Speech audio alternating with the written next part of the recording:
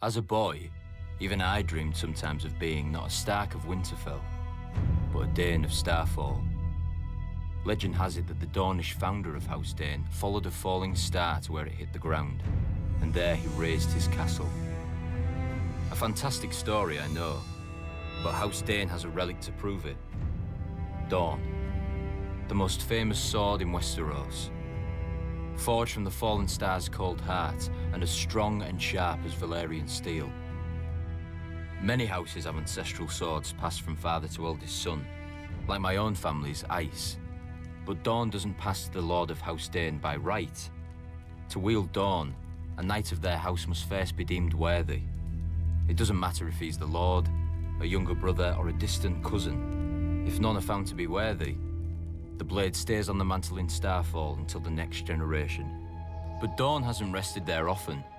From House Dayne have risen some of the greatest warriors in Westeros. Vaurian Dayne, who was a king and the greatest knight in Dawn before he was defeated by Nymeria. Because of his honor and his prowess, she sent him to the wall in golden fetters and took his heir as her husband. Joffrey Dayne, who answered Aegon the Conqueror's demand to submit by invading Aegon's 7 kingdoms and marching an army to the gates of Old Town, where Aegon had been crowned. And the greatest of them all, Sir Arthur Dayne, the Sword of the Morning. During the reign of the Mad King, a band of outlaws calling themselves the Kingswood Brotherhood terrorized the forest outside of King's Landing. Every force sent after them either returned empty-handed or vanished into the woods, never to be seen again.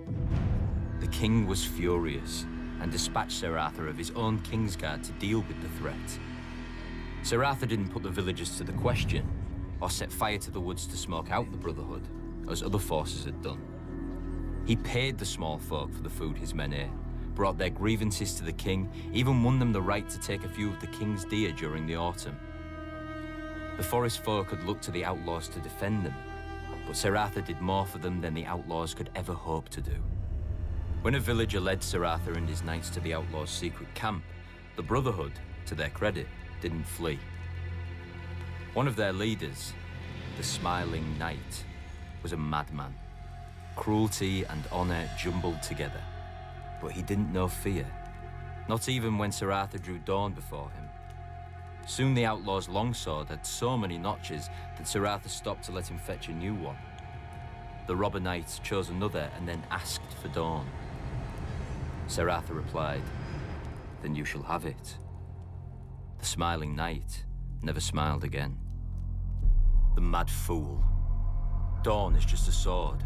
Sir Arthur was the true steel.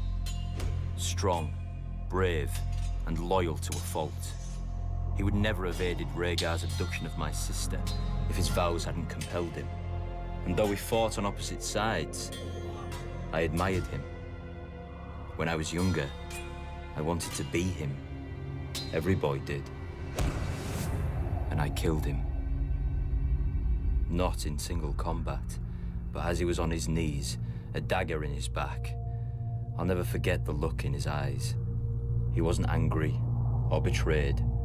He'd done his duty to the last, even though he found it dishonorable, and even though he knew what awaited me in that tower.